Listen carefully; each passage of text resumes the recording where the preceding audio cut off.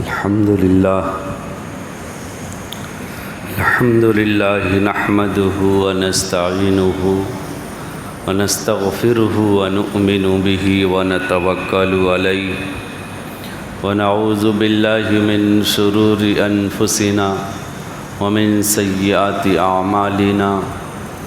من يهده الله فلا مضل له ومن يضلله فلا هادي له ونشهد أن لا إله إلا الله وحده لا شريك له ونشهد أن سيدنا ومولانا محمدا عبده ورسوله أما بعد قال الله تعالى في القرآن الكريم ويل لكل همزة لمزة الذي جمع مالا وعدده يحسب أن ماله أخلده كلا لينبذن في الحطمة وما أدراك ما الحطمة نار الله الموقدة التي تطلع عليها أفئدة إنها عليهم مؤصدة في عمد ممددة وقال تعالى إنما الصدقات للفقراء والمساكين والعاملين عليها والمؤلفة قلوبهم وفي الرقاب والغارمين وفي سبيل الله فريضة من الله صدق اللہ العظیم۔ گزشتہ سے پہلے والے جمعہ میں زکوٰۃ کی تھوڑی سی تفصیل آئی تھی کہ اموال زکوٰۃ 4 چیز ہیں۔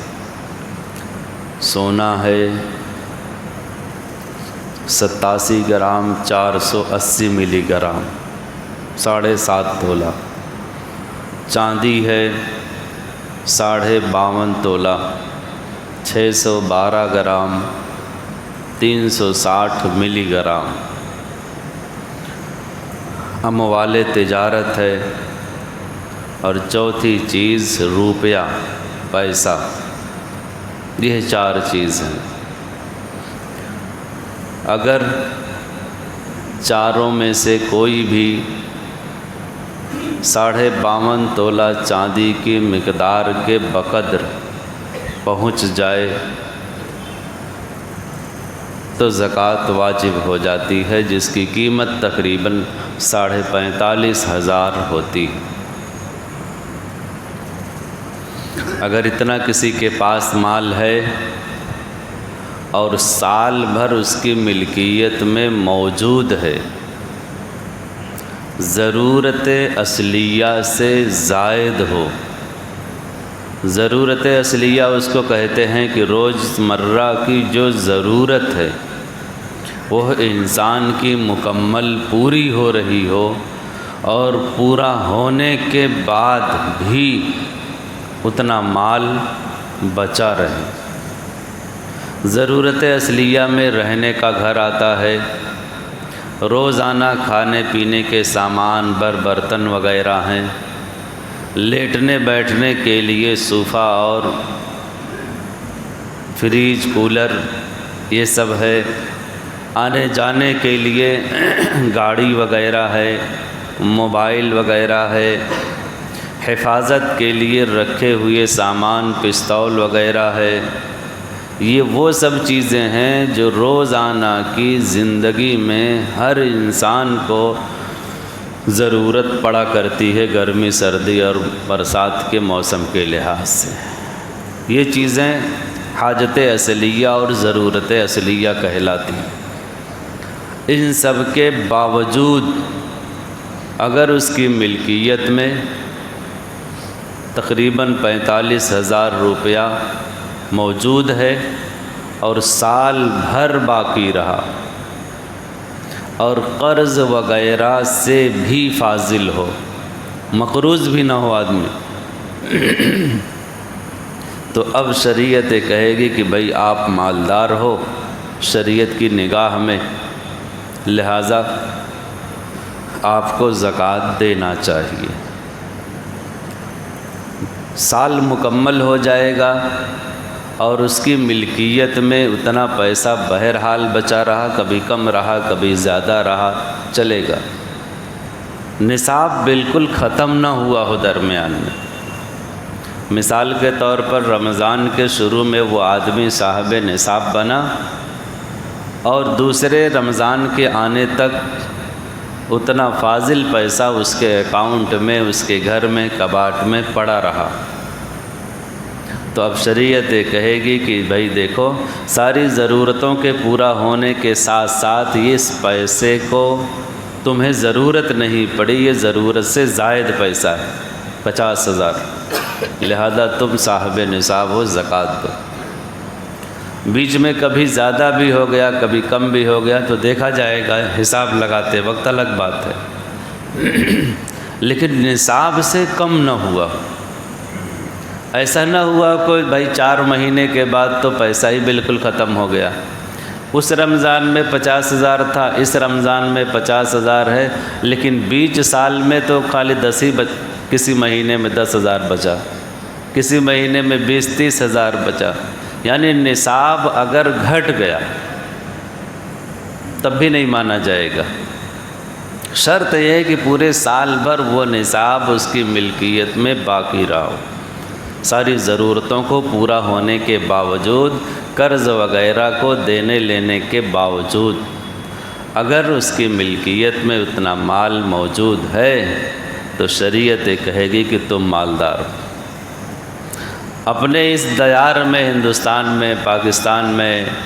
بنگلہ دیش، سری لنکا میں، ادھر کے جو علماء کرام ہیں، بہت زمانے سے ہمارے یہاں فتویٰ چاندی کو مقدار بنایا گیا ہے ادائے زکوٰۃ، وجوب زکوٰۃ میں۔ عالم عرب کے جو علماء ہیں ان کے یہاں وجوب زکوٰۃ کے لیے سونے کو مقدار بنایا گیا، معیار بنایا گیا، اسی لیے ان کے یہاں کم سے کم 7.5 تولہ یا اس کے برابر پیسہ دیکھا جائے گا، اور ہمارے یہاں چونکہ معیار چاندی ہے اس لیے 52.5 تولہ چاندی یا اس کی قیمت کے بقدر 45-50 ہزار روپیہ ہو، اس کو معیار بنایا گیا ہے۔ ویسے اس زمانے میں ضرورتیں اور حاجتیں کافی بڑھ گئی ہیں، ایسا سوچا جاتا ہے کہ اب چاندی کے معیار، چاندی کی مقدار کو زکوٰۃ کے وجوب کا معیار نہیں بلکہ سونے کا معیار ہونا چاہیے۔ 10-20 ہزار 50 ہزار عام طور سے گھروں میں ہونے کے باوجود بھی ہماری ضرورتیں پوری نہیں ہوتی، اتنا تو مہینے کا خرچ ہو جایا کرتا ہے، لیکن مسئلہ جو ہے وہ ہمارے دیار کے مفتیان کرام کا جو ہے وہ آج بھی چاندی کو ہی معیار بناتے ہیں، اس لیے کہ فقراء کا فائدہ اسی میں۔ ہاں کبھی اس دیار کے مفتیان کرام نے مل کر کے رائے مشورہ کر کے اس معیار کو، چاندی کے معیار کو سونے کے معیار میں اگر بدل دیا، وہ مقدار بنا لیا تو فتویٰ اس پر چلا جائے گا، لیکن جب ایسا ہوگا تب دیکھا جائے گا۔ ابھی تو فتویٰ چاندی کی مقدار کو ہی معیار بنایا گیا ہے وجوب زکوٰۃ میں، لہذا اسی کو ہی وجوب کا معیار بنانا پڑے گا، چاہے ہمارا اس سے خرچ مہینے کا پورا ہوتا ہو چاہے نہ پورا ہوتا، چاہے اور ضرورتیں پوری ہوتی ہو نہ ہوتی، فتویٰ اسی پر ہے۔ لہذا ان چاروں چیزوں میں اگر کسی کے پاس ہے تو اس کو زکوٰۃ دینا پڑے گا، یہ وجوب زکوٰۃ کی مقدار ہے، اور سال گزر جائے گا تو دینا پڑے گا، واجب تب ہوتا ہے جب نصاب آدمی کے پاس ہو اور جب وہ حساب لگا رہا ہو سال بھر کے بعد، تو شریعت نے ایک سیمپل سا مزاج بنایا ہے کہ بھائی سال بھر میں کتنا پیسہ تمہارے پاس آیا، کتنا گیا، ایک ایک چیز کا نوٹ ہونا ضروری نہیں ہے۔ اگر پچھلے رمضان میں تم صاحب نصاب تھے، اس رمضان میں بھی اللہ نے تمہیں نوازا ہے، صاحب نصاب ہو، تو آج تم کاؤنٹ کر لو، جوڑ لو تمہارے پاس کتنا اماؤنٹ ہے، کتنا بنتا ہے، اسی کا 2.5% نکال دو، اتنا کافی ہے۔ ہر پیسے کو جوڑنا یہ ضروری نہیں، ہر پیسے پر سال گزرنا یہ ضروری نہیں ہے۔ ایسا ہو سکتا ہے کہ پچھلے سال رمضان کے 6 مہینے کے بعد آپ کے پاس 5 لاکھ روپے آ گیا ہو، 1 کروڑ روپے آ گیا ہو، لیکن اس رمضان کے آتے آتے وہ ختم ہو گیا ہو، کل ملا کے لاکھ روپیہ خالی بچاؤ۔ تو اس رمضان میں جب آپ نصاب لگا رہے ہیں، حساب لگا رہے ہیں، تو جتنا 1 لاکھ بچا ہے اتنے پر ہی زکوٰۃ ہے۔ ایسا نہیں کہ بیچ میں تو ہمارے پاس 50 لاکھ بھی آیا تھا، وہ حساب میں نہیں آئے گا، ختم ہو گیا تو ختم ہو گیا۔ ہر مال پر سال کا گزرنا ضروری نہیں، جو بیچ میں آیا گیا ختم۔ کبھی ایسا بھی ہوتا ہے کہ پچھلے سال صاحب نصاب تھا آدمی، 8 مہینہ 10 مہینہ ویسے ہی گزر گیا، 1,50,000 ہی تھا، لیکن ادھر رمضان سے 1 مہینہ پہلے 10 لاکھ اور آ گیا۔ اب رمضان میں زکوٰۃ نکالنی ہے، تو آیا یہ 10 لاکھ جو ہے 1 مہینہ پہلے آیا ہے، یہ بھی زکوٰۃ میں شمار ہوگا؟ ہاں شمار ہوگا۔ ابھی اس سے پہلے بتایا کہ ہر پیسے پر سال کا گزرنا ضروری نہیں، چاہے زیادہ آیا چلا گیا وہ بھی نہیں حساب میں آئے گا، اور ابھی چند دن پہلے آیا تب بھی وہ حساب میں آئے گا۔ لہذا جب ہم رمضان کو اپنا حساب بنا رہے ہیں اور اس سے ہفتہ 10 دن پہلے ہی 10 لاکھ آیا ہے، آ گیا ہے نا، اتنا کافی، اس پر بھی زکوٰۃ دینا ہے۔ کوئی حج کے لیے پیسہ اکٹھا کرتا ہے، اگر ہمارا زکوٰۃ دینے کا ٹائم آ گیا ہے اس کو بھی شمار کرنا پڑے گا۔ کوئی لڑکی کی شادی کے لیے پیسہ اکٹھا کر رہے ہیں، بھائی 4 لاکھ ہم نے اکاؤنٹ میں جمع کیا، لیکن وہ شادی کے لیے، اب زکوٰۃ دینے کا وقت آ گیا تو اس پر بھی زکوٰۃ ہے، اس کو بھی شمار کرنا پڑے گا۔ گھر لینے کے لیے ہم نے پیسہ اکٹھا کیا ہے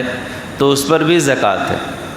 جس دن ہم حساب لگا رہے ہیں اس دن ہماری ملکیت میں مذکورہ چاروں چیزوں میں سے پیسہ، مال تجارت اور سونا چاندی جو کچھ بھی ہو سب کو شمار کیا جائے گا اور اس پر زکوٰۃ نکالنا پڑے گا، چاہے جس کے لیے چاہے جتنے نیک اور متبرک کام کے لیے ہم پیسہ کیوں نہ رکھے ہوں، سب پر زکوٰۃ دینا پڑے گا۔ صحیح حساب سب کا مکمل اس طریقے سے لگانا پڑے گا۔ ہاں، اموال تجارت میں جو مال ہے صرف اسی پر زکوٰۃ آئے گی، یاد رکھیں۔ کارخانے میں بہت ساری چیزیں ہوتی ہیں، کمپنیوں میں بہت ساری چیزیں ہوتی ہیں، کچھ تو مٹیریل کی شکل میں ہوتا ہے، خام مال جس کو کہتے، کچا مال ابھی بھیم کی شکل میں ہے، یان کی شکل میں ہے، یا مال بنا ہوا نہیں ہے، کچھ ابھی مشین پر چڑھا ہوا ہے، کچھ تیار ہے، چاہے جس شکل مال ہے تو اس پر زکوٰۃ ہے۔ ہاں، جو جامد چیزیں ہیں جس کو آپ مشینری کہہ سکتے ہیں، لوم ہے یا اس طرح کی کوئی مشین ہے، چاہے وہ کروڑوں روپے کی کیوں نہ ہو، ایکس رے کے آلات اس طریقے سے، یا مارائی کی مشین ہے، بہت ساری چیزیں اس طرح آئیں گی جو مشینری ہے، جو گاڑی وغیرہ ہے، جو بلڈنگ اور عمارت ہے، کمپنی ہے تو بہت ساری چیزیں اس میں ہوتی ہیں، کروڑوں کا اس کا بنگلہ ہوتا ہے، بلڈنگ ہوتی ہے، اپنے آفیسرز کے لیے، ورکروں کے لیے گاڑیاں کروڑوں کی ہوتی ہیں اس میں۔ تو یہ جو جامد چیزیں ہیں، چاہے مشینری ہو، چاہے گاڑیاں ہوں، چاہے کاریں ہوں، بس ہوں، چاہے بلڈنگ ہو، ان سب چیزوں پر زکوٰۃ نہیں ہے۔ زکوٰۃ صرف مال پر ہے، اور وہ مال چاہے بنا ہوا ہو، تیار ہو، چاہے تیاری کے مراحل میں ہو، چاہے خام مال، کچے مال کی شکل میں ہو، جیسے بھی اس پر زکوٰۃ آئے گی، اس کی مالیت نکال لی جائے گی۔ قرض وغیرہ سے فارغ ہو۔ قرض 2 طرح کا ہوتا ہے، یاد رکھیں۔ ایک قرض وہ ہوتا ہے جو ہم اپنی ذاتی ضرورت کے لیے لیتے ہیں، اس کو پورے مال سے منہا کیا جائے گا، نکالا جائے گا۔ اور ایک قرض وہ ہوتا ہے جو ہم اپنے تجارتی اغراض کے لیے لیا کرتے ہیں۔ بھئی کارخانہ بڑھانا ہے، لوم بڑھانا ہے، ایک کمپنی اور ڈالنا ہے، کسی سے ہم نے 2 کروڑ روپیہ لے لیا، بینک سے لے لیا، کسی سے ادھار لے لیا، اور ایک کارخانے کی ہم نے زمین خریدی، خوب لمبا کارخانہ بڑھا، 2 کروڑ روپے میں سوچ لیں آپ، پورا کھاڑی پار ہم نے خرید لیا، زمین خریدی، لوم لگایا، شیٹ وغیرہ ڈالی، باؤنڈری بنائی، تو ظاہر بات ہے اس میں خرچ آپ مان لیجئے کروڑ روپیہ ہو گیا، باقی کروڑ روپے کا ہم نے مال ڈال دیا۔ تو یہ جو تجارتی اغراض کے لیے قرضے ہوتے ہیں ان کا حکم الگ ہے، اور ایک وہ قرض ہے جو ہم اپنے ذاتی فائدے کے لیے، ضروریات کے لیے لیتے ہیں، کہ بھئی کپڑا نہیں ہے، کھانے کا نہیں ہے، یا اس طرح دوا دارو کی ضرورت پڑ گئی، اپنے کسی گھر میں بیمار ہو گیا، اس طرح جو اپنے ذاتی ضرورت کے لیے لیتے ہیں۔ تو جو ذاتی ضروریات کے لیے قرض لیا جاتا ہے وہ قرض پورے مال سے منہا کیا جاتا ہے۔ ہم جس دن زکوٰۃ کا نصاب بنا رہے ہیں، ہمارے اوپر زکوٰۃ 50 لاکھ واجب ہو گئی، یہ حساب کے بعد پتہ چلا کہ 50 لاکھ زکوٰۃ دینا ہے، لیکن جو ہم نے اس طرح ذاتی قرض لے رکھا وہ بھی 10 لاکھ ہے، جو بھی دینا ہے دوسروں کو، تو یہ 10 لاکھ منہا کیا جائے گا، 40 لاکھ کی ہی زکوٰۃ دینا پڑے گا۔ اور وہ جو قرض تھا تجارت کے لیے جو ہم نے لیا تھا، اب اس میں دیکھا یہ جائے گا کہ مالی شکل میں کتنا ہے اور مشینری اور بلڈنگ کے شکل میں کتنا ہے۔ جو بلڈنگ مشینری وغیرہ کی شکل میں ہے بھلے کروڑ روپیہ ہو، اس کو بالکل نہیں نکالا جائے گا مال تجارت اس میں زکوٰۃ میں سے۔ ہاں جو مال کی شکل میں ہم نے خرچ کیا ہے 1 کروڑ روپیہ، اس کو مائنس کیا جائے گا، اس لیے کہ اس 50 لاکھ میں 50 کروڑ میں 1 کروڑ وہ بھی تو جڑا ہوا ہے مال کی شکل میں پہلے سے، لہذا وہ قرض علیحدہ کیا جائے گا جو صرف مال کی شکل میں۔ جس دن زکوٰۃ نکالی جا رہی اس پر بھی بہت سارے فون آتے ہیں، لوگ پوچھتے بھی ہیں کس حساب سے ہم نکالیں، تو وہ حساب وہی ہے جس دن آپ حساب بنا رہے ہیں اس دن آپ مارکیٹ میں دیکھ لیجئے کہ جو سونا چاندی آپ کے پاس ہے اس کی اس دن کی قیمت کیا ہے، اسی حساب سے نکالا جائے گا۔ جو بینک بیلنس ہم نے لگایا ہوا ہے کہ زمین خرید لیا ہم نے تجارت، زمین کے بارے میں یہ مسئلہ ہے کہ جو صرف بیچنے کی نیت سے خریدی جائے، چاہے ہم پلاٹ خریدیں، چاہے ہم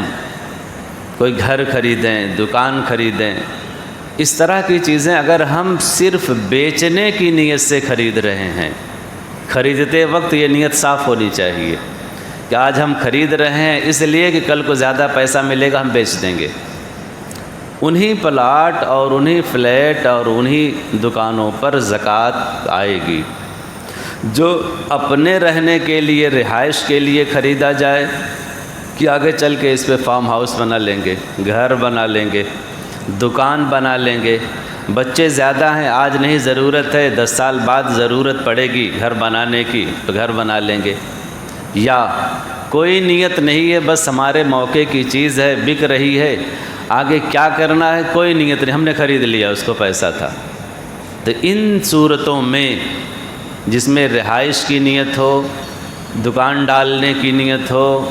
یا ویسے ہی بلا نیت کے ہم نے خرید لیا تو اس کی مالیت پہ زکوٰۃ بالکل واجب نہیں۔ ہاں دکان اگر ہے تو دکان کا جو بھاڑا آئے گا،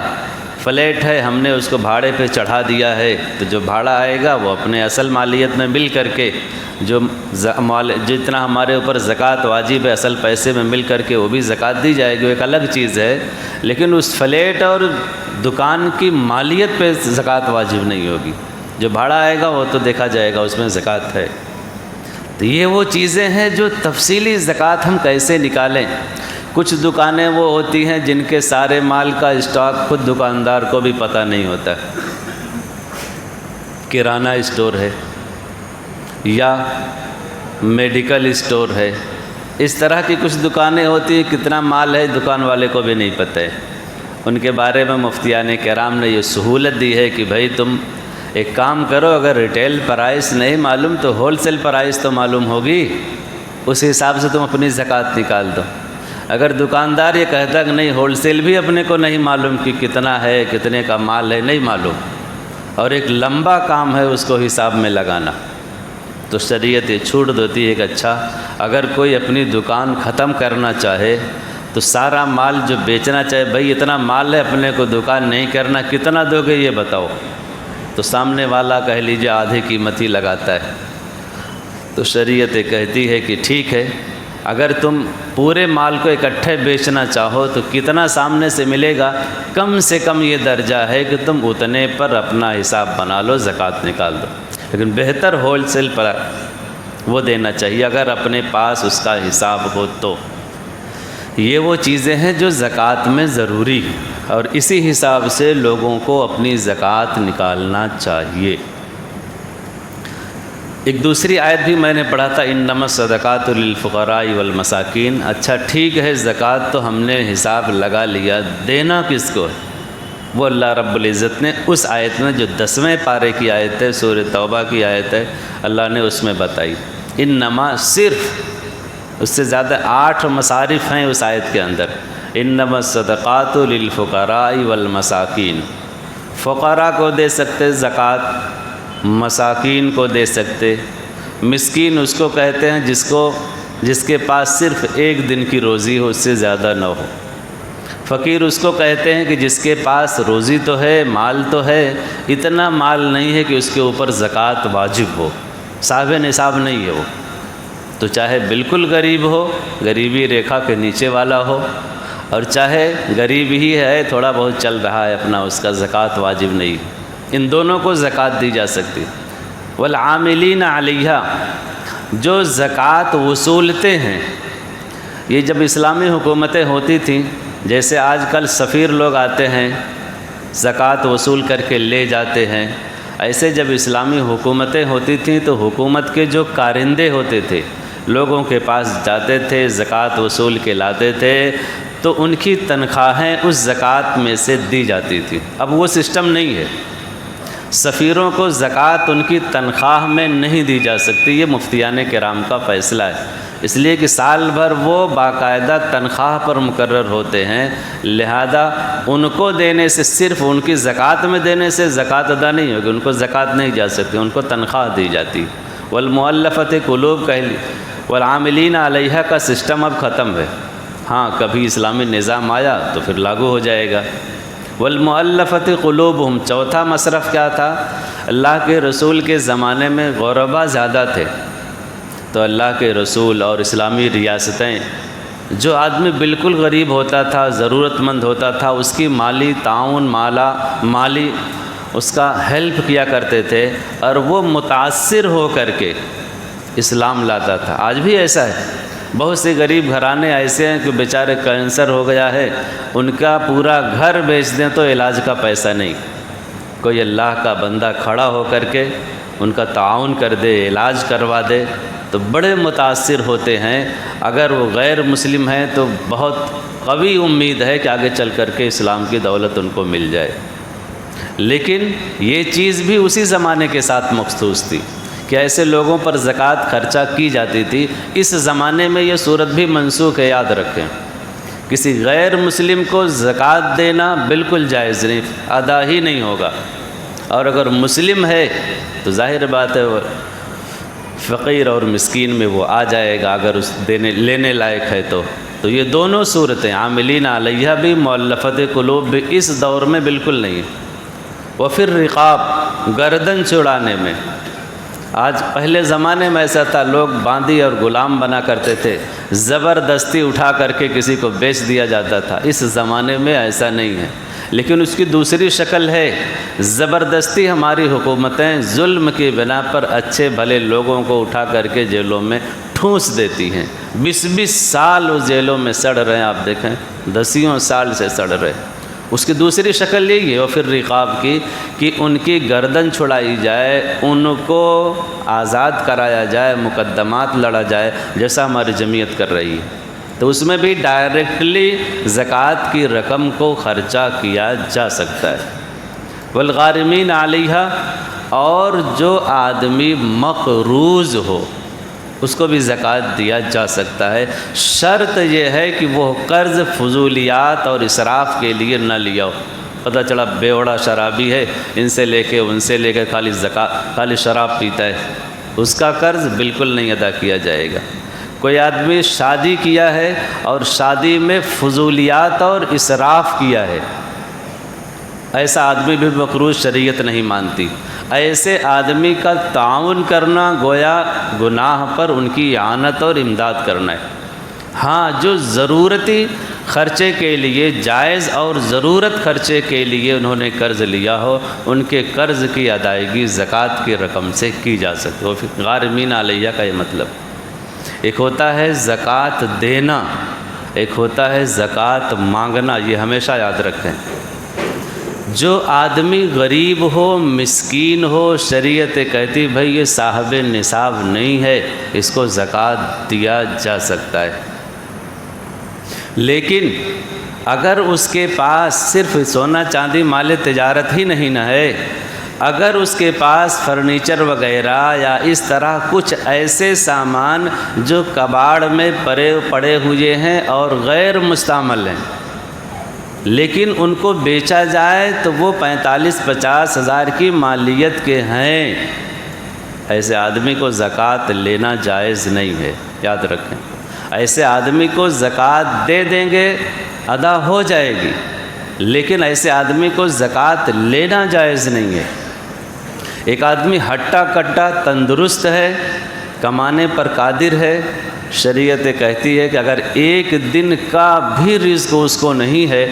تو ٹھیک ہے، وہ مانگ لے، سوال کر لے دوسروں سے، سوال کرنا جائز ہے۔ لیکن ہٹا کٹا مشٹنڈا آدمی ایک دن کی بھی روزی اگر اس کے پاس ہے، صرف ایک دن کی، اس سے زیادہ نہیں، تو شریعت کہتی ہے کہ تمہارے لیے سوال کرنا ناجائز اور حرام ہے۔ ایسے آدمی کو مانگنا بالکل جائز نہیں کہ دوسروں سے سوال کرتا پھر یار زکوٰۃ دے دو ہمیں، یا مال دے دو ہمیں، یہ دے دو وہ دے دو۔ زکوٰۃ مانگنا، سوال کرنا اس کے لیے ناجائز اور حرام ہے۔ یہ وہ چیزیں ہیں جو بہت کم لوگ اس پر توجہ دیتے ہیں، اس پر بھی توجہ دینا ہے۔ ایسے آدمی کو زکوٰۃ دینے سے بالکل ادا نہیں ہوگی جس کے پاس ضرورت سے زائد اتنے کا مال موجود ہو، چاہے کباڑ وغیرہ ہی ہو، بھلے اس پر زکوٰۃ فرض نہ ہو تو کیا ہوگا۔ وفی سبیل اللہ، اور 8واں مصرف تھا اللہ کے راستے میں زکوٰۃ دینا، فی سبیل اللہ۔ اس دور میں بہت سارے ایسے مفتی جو برساتی میڈک کی طرح ہوتے ہیں، وہ ہوتے ہیں اور بڑے دھڑلے سے فتویٰ دے دیتے ہیں کہیں بھی فی سبیل اللہ زکوٰۃ کو لگایا جا سکتا ہے۔ مفسرین کرام نے فی سبیل اللہ کی تفسیر میں صرف 2 آدمیوں کو گنوایا ہے، بس، تیسرا کوئی مصرف نہیں اس میں۔ ایک مجاہد آدمی جو جہاد کر رہا ہو اور اس کا سامان حرب ضرب ختم ہو رہا ہو، اس کو زکوٰۃ کی رقم سے تعاون کیا جا سکتا ہے۔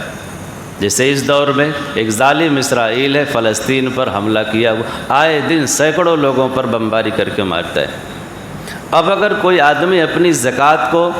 دینا چاہے، بلکہ دینا ہی چاہیے، دینا چاہے نہیں، دینا ہی چاہیے۔ اس دور میں آج کل سب سے زیادہ مستحق، میری اپنی رائے ہے، میں سمجھتا ہوں کہ اہل فلسطین ہے، جن کے پاس کوئی ذریعہ اور وسائل نہیں، ہو سکے جن کے وہاں لوگ موجود ہوں قطر وغیرہ میں، ان کو بہتر ان کے لیے یہی ہے کہ وہ ان سے بولیں کہ بھائی میں اتنی اپنی رقم تم جہاں بولو تمہارے گھر بھیجا دیتا ہوں، اہل فلسطین کے لیے، وہاں کے ضرورت مندوں کے لیے قطر میں باقاعدہ وہاں موجود ہے دفتر فلسطین کا، تم وہاں جمع کرا دو تاکہ ان کو پہنچ جائے ہماری زکوٰۃ۔ تو وہاں اس طرح مجاہدین کو اپنی زکوٰۃ سے دینا آلات حرب و ضرب ڈائریکٹلی، ایک یہ فی سبیل اللہ میں ہے، اور دوسرا وہ آدمی جس پر حج فرض ہو گیا ہو اور کسی کاہلی اور سستی کی وجہ سے وہ اپنا حج نہیں ادا کر پایا اور اب جانے کے اس کے پاس کوئی وسائل نہیں، تو ایسے آدمی کی بھی زکوٰۃ سے تعاون کی جا سکتی ہے، دیا جا سکتا ہے۔ صرف یہ دو آدمی، ایک وہ حاجی جس کے پاس اب وسائل ختم ہو گئے ہیں، حج فرض ہے، اور دوسرا وہ مجاہد آدمی جس کو آلات حرب کی ضرورت ہے۔ فی سبیل اللہ میں صرف یہی دو داخل ہے، باقی اس کے علاوہ اور رفاہی کوئی بھی کام ہو، کتنا اچھا کام ہو، اس فی سبیل اللہ کی فہرست میں بالکل نہیں ہے۔ اس کو خاص طور سے خیال رکھنا چاہیے۔ باقی انشاءاللہ کبھی بعد میں، وآخر الدعوانا الحمدللہ۔